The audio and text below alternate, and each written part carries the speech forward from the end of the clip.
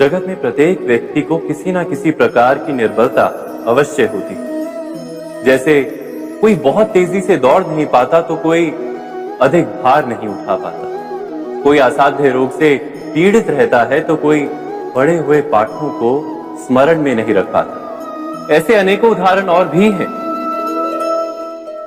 क्या आप किसी ऐसे व्यक्ति को जानते हैं जिसे सब कुछ प्राप्त हो और हम जीवन की उस एक निर्बलता को जीवन का केंद्र मानकर जीते हैं? इस कारणवश हृदय में दुख और असंतोष रहता है सदा। निर्बलता मनुष्य को जन्म से अथवा संजोग से प्राप्त होती है, किंतु उस निर्बलता को मनुष्य का मन अपनी मर्यादा बना लेता है। किंतु कुछ व्यक्ति ऐसे भी होते हैं जो अपने पुरुषार्थ और श्रम से उस निर्बलता को पराजित कर देते हैं। क्या भेद है उनमें और अन्य लोगों में? क्या आपने कभी विचार किया है? सरल सा उत्तर है इसका। जो व्यक्ति निर्बलता से पराजित नहीं होता, जो पुरुषार्थ करने का साहस रखता है हृदय में, वो निर्बलता को पार कर जाता है। अर्थात निर्बलता अवश्य ईश्वर देता है, किंतु मर्यादा मनुष्य का मन ही निर्मित करता है। स्वयं विचार कीजिए। भविष्य का दूसरा नाम है संघर्ष। हृदय में आज इच्छा होती है और यदि पूर्ण नहीं हो पाती तो हृदय भविष्य की योजना बनाता है।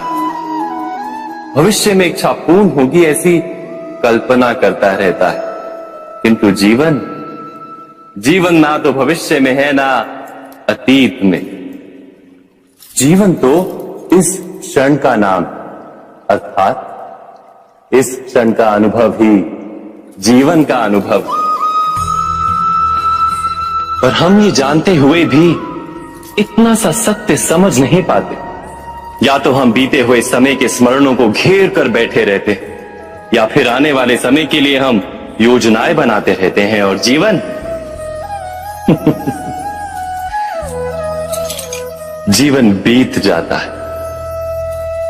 एक सत्य यदि हम हृदय में उतार लें कि ना हम भविष्य देख सकते हैं, ना ही भविष्य निर्मित कर सकते हैं, हम तो केवल धैर्य और साहस के साथ भविष्य को आलिंगन दे सकते हैं, स्वागत कर सकते हैं भविष्य का। तो क्या जीवन का हर पल जीवन से नहीं भर जाएगा? स्वयं विचार कीजिए। ज्ञान प्राप्ति सदा ही समर्पण से होती है, यह हम सब जानते हैं। किंतु समर्पण का वास्तविक महत्व क्या है? क्या हमने कभी विचार किया? मनुष्य का मन सदा ही ज्ञान प्राप्ति में विभिन्न बाधाओं को उत्पन्न करता है। कभी किसी अन्य विद्यार्थी से ईर्ष्या हो जाती है, कभी पढ़ाए हुए पाठों पर संदेह जन्मता है, और कभी गुरु द्वारा दिया गया दंड मन को अहंकार से भर देता है। नहीं, क्या ऐसा नहीं होता? न जाने कैसे कैसे विचार मन को भटकाते हैं, और मन की इसी अयोग्य स्थिति के कारण हम ज्ञान प्राप्त नहीं कर पाते। मन की योग्य स्थिति केवल समर्पण से निर्मित होती है। समर्पण मनुष्य के अहंकार का नाश करता है, ईर्ष्या, महत्वाकांक्षा आदि भावनाओं को दूर कर हृदय को शांत करता है और मन को एकाग्र करता है। वास्तव में ईश्वर की सृष्टि में ना ज्ञान की मर्यादा है, ना ज्ञानियों की।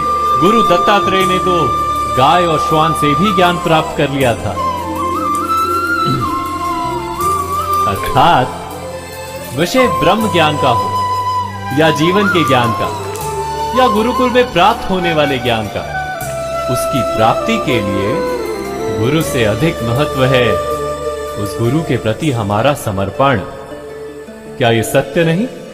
प्रत्येक मनुष्य के जीवन में ऐसा क्षण अवश्य आता है जब सारी स्वप्न, सारी आशाएं, सारे दृश्य ध्वस्त हो जाते हैं। जीवन के सारे आयोजन ही बिखर जाते हैं। एक और धर्म होता है और दूसरी ओर सुख। इसी को धर्म संकट कहते हैं। जब धर्म का वहन ही संकट हो और धर्म का त्याग ही सुख हो। विचार कीजिए, कभी किसी स्वजन के विरुद्ध सत्य बोलने का अवसर प्राप्त हो जाता है, कभी ठीक दरिद्रता के समय सरलता से चोरी करने का मार्ग प्राप्त हो जाता है, कभी किसी शक्तिशाली राजनेता या राजा के कर्मचारी का अधर्म प्रकट हो जाता है। सबके जीवन में ऐसी घटना बनती ही रहती है। अधिकतर लोग ऐसे किसी क्षण को धर्म संकट के रूप में जान ही नहीं पाते। हमें किसी प्रकार के संघर्ष का अनुभव ही नहीं होता। सहजता से सुख की ओर खींचे चले जाते हैं, जैसे मक्खी गुड़ की ओर खींची चली जाती। वास्तव में धर्म संकट का क्षण ईश्वर के निकट जाने का क्षण होता है। यदि हम संघर्षों से भयभीत ना हो, सुख की ओर आकर्षित ना हो, अपने धर्म पर दृढ़ रहे, तो ईश्वर का साक्षात्कार दूर नहीं।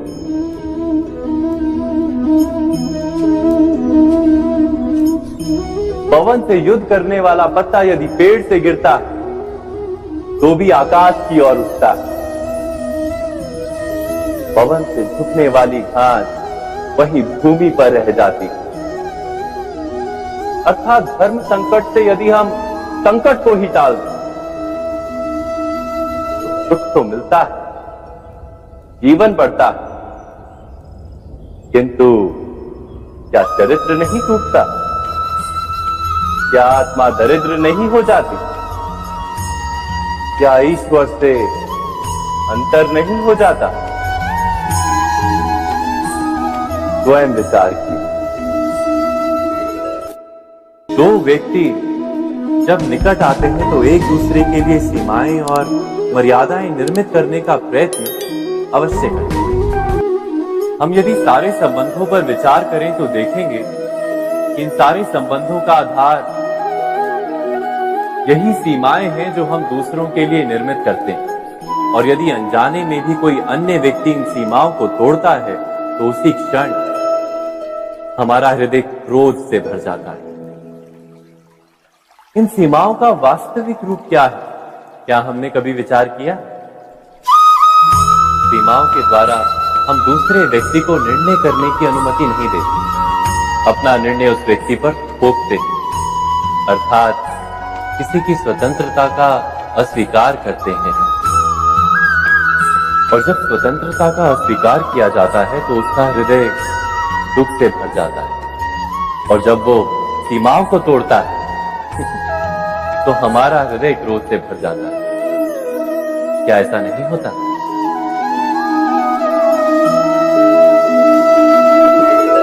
पर यदि एक दूसरे की स्वतंत्रता का सम्मान किया जाए तो किसी मर्यादाओं या सीमाओं की आवश्यकता ही नहीं होती।